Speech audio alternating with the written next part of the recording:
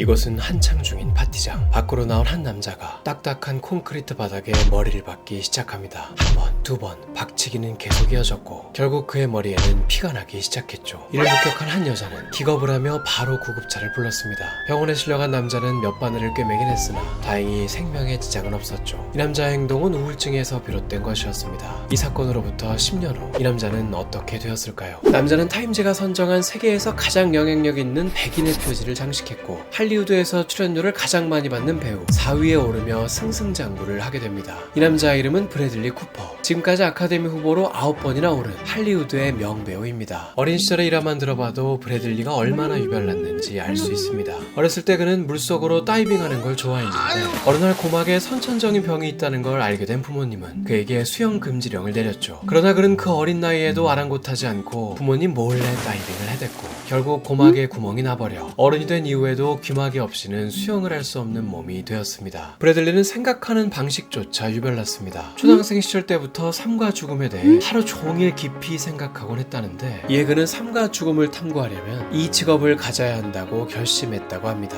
바로 닌자였죠. 뭐요? TV 속 닌자들의 모습을 본 그는 닌자만이 삶과 죽음의 의미를 이해할 수 있다며 일본으로 훈련을 보내달라고 아버지를 졸랐다고 합니다. 그의 닌자 소동은 한동안 계속되었는데 결국 또 다른 꿈이 생기고 나서야 비로소 닌자의 꿈을 포기할 수 있었죠. 그가 새롭게 꿈을 꾸게 된 직업은 바로 군인이었습니다.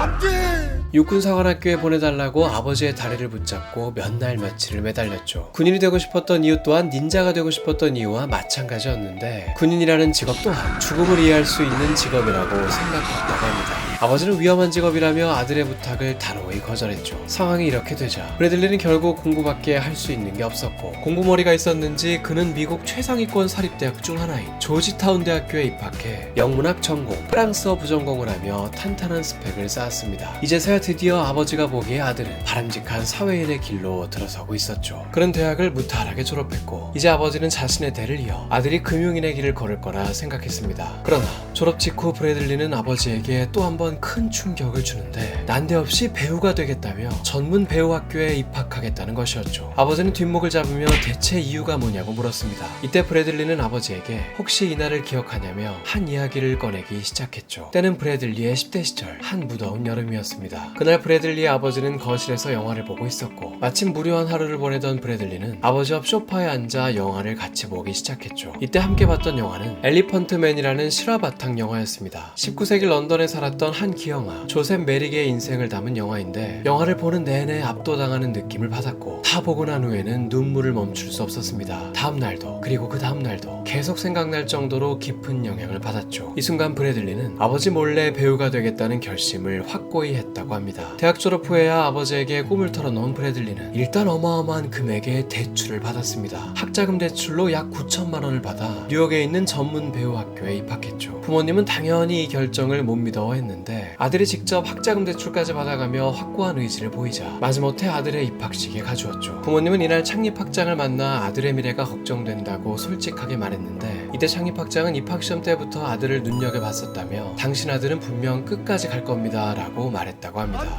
항상 반대하던 부모님의 마음을 돌린 결정적인 계기는 브래들리가 부모님을 한 자리에 초대하면서였습니다. 바로 그가 주연으로 출연하게 된 학교 연극에 초대한 것이죠. 이때 그가 준비한 연극은 바로 어린 시절 아버지와 함께 보며 처음 배우의 꿈을 가졌던 그 영화 엘리펀트맨을 연극으로 옮긴 작품이었습니다. 연극이 끝나고 감동을 받았는지 눈시울이 붉어진 아버지는 아들에게 다가가 꼭 안아주며 네가 맞았다. 제대로 직업을 골랐구나 라고 말해줬다고 합니다. 아버지의 인정을 드디어 받게 된 브래들리는 어찌나 기뻤던지 아직까지도 이날의 아버지의 표정, 안아줄 때의 온기, 그리고 자신의 손을 덥석 잡아줄 때 부르르 떨리던 손까지 하나하나 생생히 기억난다고 합니다. 이제는 아버지의 전폭적인 지원을 받게 된 브래들리는 졸업 후 망했습니다.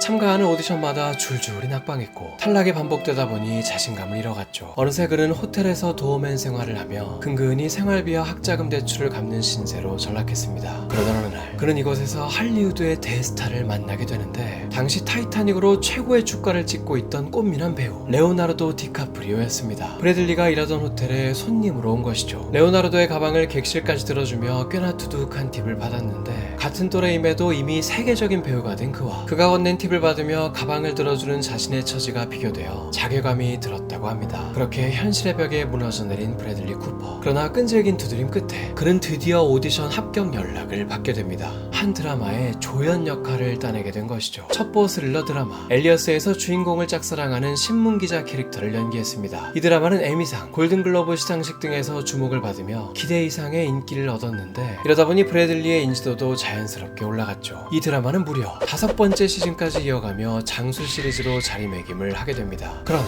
인생의 달달한 순간은 또 왜 이리 도 짧게 끝나는지 드라마의 꾸준한 인기와는 달리 브래들리의 인기만큼은 거꾸로 흘러가기 시작했습니다. 시즌 1만 해도 주역이었던 그의 캐릭터가 시즌을 거듭할 때마다 눈에 띄게 분량이 줄어들기 시작했죠. 하루하루 비참함과 초조함이 쌓여가던 브래들리는 결국 감독을 찾아갔습니다. 그리고는 뭐 아니면 도라는 마음가짐으로 한 모험적인 행동을 해버리는데 자신의 분량을 늘려주지 않으면 당장 시리즈에서 하차해버리겠다고 으름장을 놓았죠. 감독은 평소에 얌전하다고 생각했던 신인 배우가 패기 있게 목소리를 내자 깜짝 놀랐고 그 용기를 가상히 여기며 잘라버렸습니다.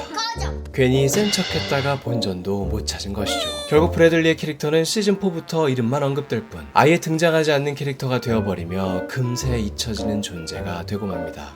감독을 찾아갔다 잘려버린 바로 그날 브래들리는 화딱지나는 마음을 주체하지 못해 몸이라도 격렬히 움직여 스트레스를 풀 생각으로 동네 체육관에 가 농구를 했는데 하필 그날 아킬레스건이 찢어지는 큰 부상을 당하게 됩니다. 실직한 것도 서러운 마당에 하루아침에 누워서 지내야 하는 몸이 되어버리자 어느새 건강했던 그의 정신도 서서히 부정적인 생각으로 물들어가기 시작했죠. 내가 그렇지 뭐 난 어떻게 제대로 하는 일이 하나가 없을까 와 같은 자기 비하와 연민은 마치 맑은 물에 검은 잉크 몇 방울을 떨어뜨린 것처럼 순식간에 전체를 새까맣게 물들였고 이에 그는 우울한 사람이 절대 하지 말아야 할 잘못된 선택을 하고 맙니다. 바로 술에 의존하기 시작한 것이죠. 필름이 끊길 정도로 술을 마시다가 다음날 두통을 호소하며 깨기 일쑤였고 공짜 술을 얻어먹기 위해 잘 모르는 사람 파티에도 참석하곤 했습니다. 그리고 바로 이 시기 브래들리는 앞서 말했던 아스팔트에 머리를 박는 소동까지 벌이게 된 것이죠. 이런 그가 정신을 차리게 된 계기는 한 술자리였습니다. 하루는 브래들리가 윌 아넷이라는 코미디언과 같은 테이블에 합석하게 됐는데 평소 윌 아넷을 TV에서 봐오던 브래들리는 기가 막히게 그의 흉내를 내며 사람들을 웃게 만들었고 분위기 메이커 역할을 했다는 생각에 뿌듯하게 집으로 돌아왔죠. 그리고 얼마 후 윌 아넷을 다시 만나게 된 브래들리는 그의 표정이 심상치 않음을 느꼈습니다. 윌 아넷은 브래들리에게 그날 밤 일을 기억하냐고 물었습니다. 그리고는 너같이 막대 먹은 놈은 처음 봤다고 말하며 브래들리를 화들짝 놀라게 했죠. 분명 브래들리의 기억 속에 그날 밤은 서로 깔깔거렸던 기분 좋은 밤이었습니다. 하지만 사실 그의 윌 아넷 흉내는 도를 넘은 조롱에 가까웠고 윌 아넷은 속으로는 극도의 불쾌함을 느꼈지만 잔뜩 취한 사람에게 화를 내봤자 분위기만 삭막해질 것 같아 참고 또 참으며 애써 웃어넘겼다고 합니다. 맨정신에 이런 이야기를 들은 브래들리는 큰 충격을 받았습니다. 사실 윌 아넷과 함께 대화를 나눴던 그날 브래들리는 자기가 생각해도 자신의 유머 감각이 너무 뛰어나서 윌 아넷에게 제대로 호감을 샀다며 뿌듯해하고 있었죠. 이는 완전히 잘못된 착각이었습니다. 윌 아넷에게 쓴소리를 듣는 순간 브래들리는 어느새 자신이 옳고 그름도 구별하지 못하는 망나니가 되어버렸다는 걸 깨달았고 바로 이 순간 그는 완전히 술을 끊어버리기로 결심합니다. 술과 멀어지고 나서야 브래들리는 다시금 예전의 총명함과 의지력을 되찾았고 꾸준히 오디션을 보러 다니며 점점 따내는 배역을 늘려갔습니다. 그는 오늘날까지도 윌 아넷을 정신을 차리게 해준 인생의 은인으로 꼽는데 윌 아넷이 자신에게 그러했듯 언젠간 자신 또한 누군가를 중독으로부터 구해내겠다고 결심했다고 합니다. 그리고 이 결심은 훗날 할리우드를 대표하는 한 배우를 구하게 되죠. 바로 브래드 피트입니다. 브래드 피트는 2020년 원스 어폰 어 타임 인 할리우드로 나무조연상을 수상했을 당시 브래들리 쿠퍼를 가리켜 이렇게 말했습니다. I got sober because of this guy,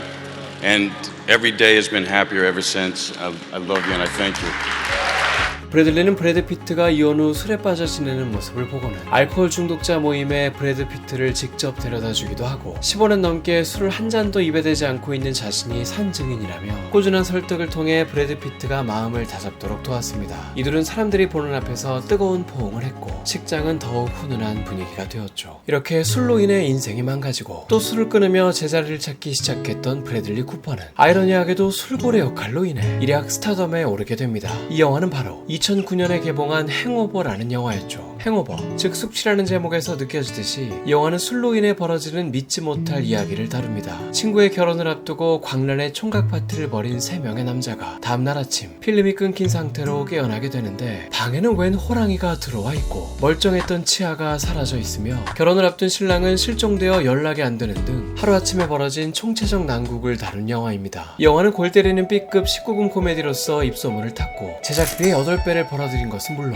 미국 19금 코미디 역사상 흥행 신기록을 달성했습니다. 이 영화의 흥행이 얼마나 놀라운 수준이었냐 하면 저예산 코미디 영화임에도 불구하고 훨씬 더 많은 제작비를 투입해 같은 해 개봉된 블록버스터 영화 스타트랙 더 비기닝, 엑스맨 탄생 울버린의 수익마저도 넘어섰으며 당초 계획에도 없던 속편도 무려 3편이나 이어졌습니다. 참고로 우리나라에서는 정서에 맞지 않아서 그런지 행오버1은 극장 개봉조차 되지 못하고 DVD로만 발매됐죠. 그리고 또 참고로 이 행오버 시리즈의 감독은 훗날 호아킨 피닉스 주연의 조커의 감독이기도 한 토드 필립스입니다. 무거운 분위기의 조커를 연출해 각종 시상식을 휩쓴 감독이라는 걸 생각해보면 도무지 상상이 가지 않는 초창기 작품이죠. 행오버를 통해 잘생긴 또라이 역할로 코미디계에 새바람을 불러일으킨 브래들리는 당시 한창 떠오르고 있던 할리우드의 신성 제니퍼 로렌스와 호흡을 맞춘 19금 코미디로 또 한 번의 대박을 칩니다. 실버 라이닝 플레이북이라는 로맨틱 코미디였죠. 아내의 외도로 분노 조절 장애와 조울증에 걸려버린 남자를 연기했습니다. 반면 제니퍼 로렌스는 남편을 교통사고로 잃은 후 그 충격으로 몸을 문란하게 굴리고 사는 망가진 여자를 연기했습니다. 이들이 서로를 알게 되며 치유를 받게 된다는 내용이었죠. 실버 라이닝 플레이북이라는 이 영화는 제작비의 10배라는 어마어마한 흥행 성적을 거뒀고 두 주연 배우의 연기력에 대한 호평이 자자했습니다. 이들은 나란히 아카데미 남우주연상, 여우주연상 후보에 올랐는데 제니퍼 로렌스는 여우주연상 수상에 성공하며 역대 2번째 최연소 수상자라는 영예를 안았죠. 반면 브래들리 쿠퍼는 수상에 실패하며 후보로 오른 것에 만족해야 했습니다. 그런데 이때부터 저주에 걸렸던 것인지 이후 브래들리는 무려 9번이나 아카데미 후보에 오르면서도 끝끝내 단 한 번도 수상하지 못하며 상복 하나만큼은 지지리도 없는 배우가 되어버립니다. 그래도 늘어난 인지도만큼 몸값은 꾸준히 올랐고 가디언즈 오브 갤럭시에서는 로켓의 목소리 연기로만 100억이 넘는 출연료를 받는 등 가히 배우로서의 입지만큼은 흔들리지 않았습니다. 상복뿐만 아니라 브래들리에게 부족했던 건 연애운도 마찬가지였죠. 무명 배우 시절 그는 동료 배우였던 제니퍼 에스포지토와 결혼한 적이 있었는데 반년도 되지 않아 이혼을 했죠. 이후 르네 젤위거와 무려 6년이나 교제를 하며 진지한 관계를 이어갔다가 헤어졌고 조 셀다나와는 3번이나 사귀었다 헤어졌다를 반복하며 피곤한 연애를 했습니다. 이후 17살 연하의 수키 워터하우스와 짧게 교제하기도 했죠. 그러나 뭐니뭐니 해도 브래들리의 가장 유명한 여자친구는 바로 호날두의 전 여친으로도 유명한 러시아 출신 모델 이리나 샤크입니다. 호날두와 헤어진 이후 그의 바람길을 저격하는 인터뷰로도 유명하죠. 이때 그녀가 했던 말은 나 이상형은 정직하고 여자를 존중할 줄 아는 신사적인 남자이다. 그렇지 않은 사람은 남자가 아니라 소년일 뿐이라고 생각한다 는 말을 해 호날두와의 교제를 후회한다는 듯한 발언을 했죠. 호날두와 헤어진 그해 브래들리를 새 남자친구로 맞이한 이리나 샤크는 안정감을 찾아가는 듯 했습니다. 둘 사이에는 어느새 예쁜 딸까지 태어났죠. 아이까지 생긴 이둘은 이제 곧 결혼식까지 올리나 싶었는데 하지만 딸이 태어난 지 2년 후 이둘은 더 이상 함께 있을 때 행복하지 않다며 결별을 선언합니다. 둘 다 딸만큼은 아꼈는지 적극적으로 공동 양육을 하기로 합의했고 둘은 가까운 곳에서 지내며 종종 딸과 함께 나들이를 가거나 가족이 다 같이 먼 여행을 다니기도 하는 등 꽤 우호적으로 잘 지내는 모습을 보였습니다. 그런데 최근에 들어 심상치 않은 분위기가 감지되고 있는데 이둘이 함께 있는 모습이 점점 더 자주 목격되더니 최근에는 팔짱을 끼고 가는 모습까지 포착됐죠. 한 외신의 보도에 따르면 브래들리의 한 측근이 밝히기를 올해로 6살이 된 브래들리의 딸이 동생을 간절히 원하고 있으며 이에 브래들리와 이리나는 진지하게 둘째 아이를 고민 중이라고 귀뜸을 해줬다고 합니다. 오늘도 끝까지 시청해주셔서 감사합니다. 좋아요 한 표 잊지 마시고요. 구독도 꼭 하셔서 다음 영상으로 또 만났으면 좋겠습니다. 추천 영상으로는 브래들리의 옛 연인 조 셀다나와 감동실화 브랜든 프레이저 편을 준비했습니다.